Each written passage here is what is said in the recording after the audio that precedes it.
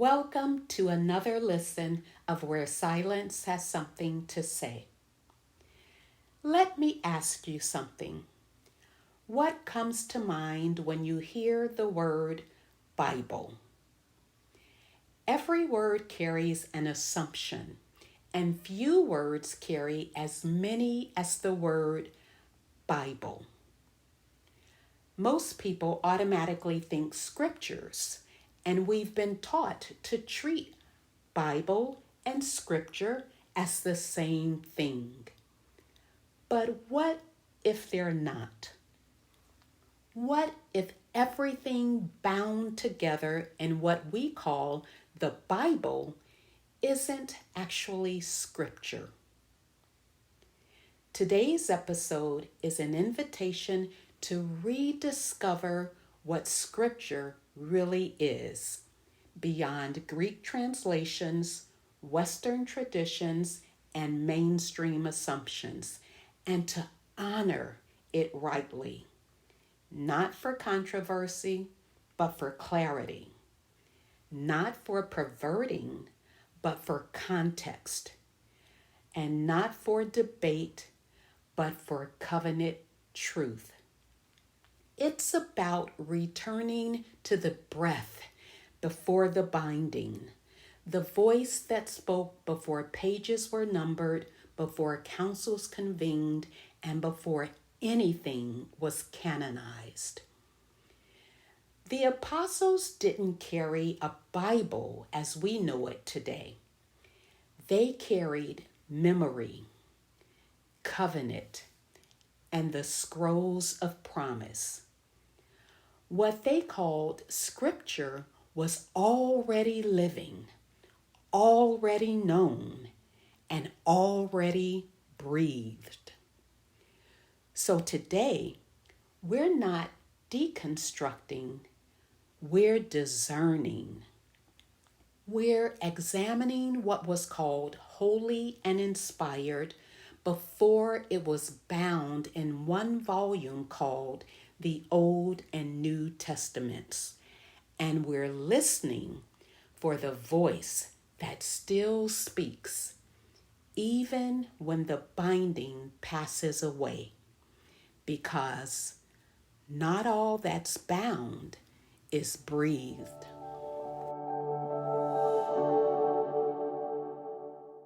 Let's return to Scripture, the ones Messiah himself breathed and taught from. In the Tanakh, better known as the Old Testament, Scripture carries a very specific meaning. The Hebrew word is ketuvah, writings already recognized as divinely given. So when Messiah and the apostles spoke of the scriptures, they weren't speaking of a bound volume or a future canon. They were pointing to what had been written beforehand, the Torah, the prophets, and the writings. These were the words breathed by Elohim, established in covenant, and entrusted to Israel for safekeeping.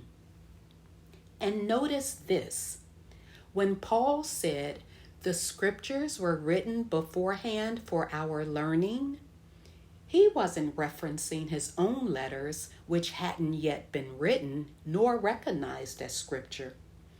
He was pointing back to what was already written, inspired, and established as the word of Elohim. And that distinction matters. The Torah itself commands, "You shall not add to the word that I command you, nor take from it." That means the covenant instructions of Torah stand apart from commentary, teaching, or testimony, even when those testimonies point us back toward Torah. Later writings like the Gospels, letters, historical accounts, They may carry witness, exhortation, and encouragement, and even echo the truth of Torah, but they are not scripture in the same way the Torah, prophets, and writings are. Early believers discerned truth by alignment with what Elohim had already spoken, not by charisma, culture, popularity, or tradition. This is why the Bereans were called noble. They didn't blindly accept Paul's teaching. They searched the scriptures daily to see whether these things were true. They weren't skeptical, they were anchored. Truth was never self-authenticating. It had to echo the voice that had already spoken. Even Messiah, as he taught with authority, constantly pointed back. It is written. He didn't override scripture. He fulfilled it. And herein lies the controversy. This is where so many stumble, so many contend, argue, debate, and derail over one word: fulfilled. Hebrew is concrete, not abstract like English. The word fulfill or fulfilled in Hebrew, depending on context, can mean to fill, to complete, to bring to fullness, to do, to perform, to establish, and to make firm. Yet, many hear Jesus fulfilled the law and assume that means he did away with it, abolished it. But fulfilled doesn't mean to do away with. It means to complete, to do, to perform. Messiah didn't abolish the Torah. He walked it out. He lived the word perfectly, revealing its heart, not just its letter. When he said, "I did not come to abolish the law, but to fulfill," he meant he came to live it, to do it, to show its true meaning, and to walk it in full obedience. In essence, he affirmed its divine origin, not erased it. And this is why we must come out of the system and its Greek-influenced philosophical lens on an ancient Hebrew document. Systems blur the lines, treating all writings as the same, flattening the weight of the Torah and prophets until they seem no different than any other letter or commentary. But the scriptures are the foundation. They were given by Elohim for life, for covenant, for instruction. Everything else must be tested against them, not the other way around. To call all writings scripture is to blur the line Elohim himself has drawn. To return to the scriptures is to return to the covenant source, and that is where life is found.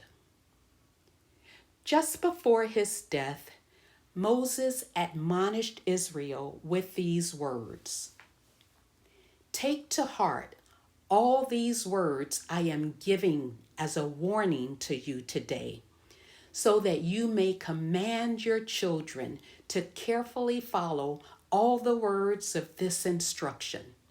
For they are not meaningless words to you, but they are your life, and by them you will live long. Scripture isn't just ancient instruction, nor is it obsolete. It is alive, the very breath of life.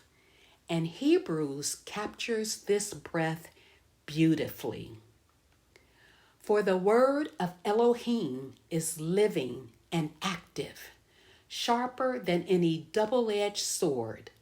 It penetrates, even dividing soul and spirit, joints and marrow. It judges the thoughts and attitudes of the heart. It is against this foundation of Scripture that the apostles measured their words and authority.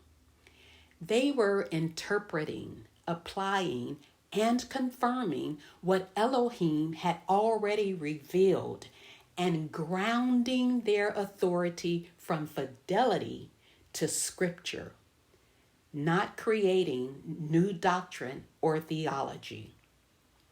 Ephesians 2 captures this authority perfectly.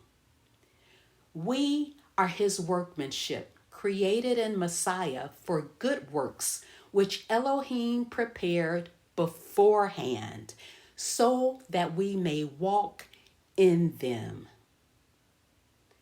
What are these good works?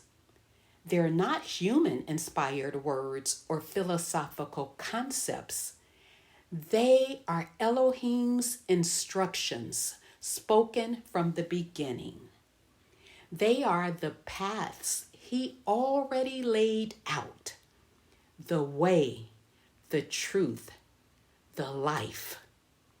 To walk in them is to walk in his Torah, his instruction, his voice, his scriptures, his inspiration, not as a burden, but as a blessing.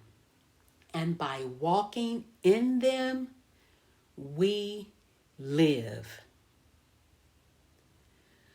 So what if the safekeeping of covenant are the scriptures we say were abolished?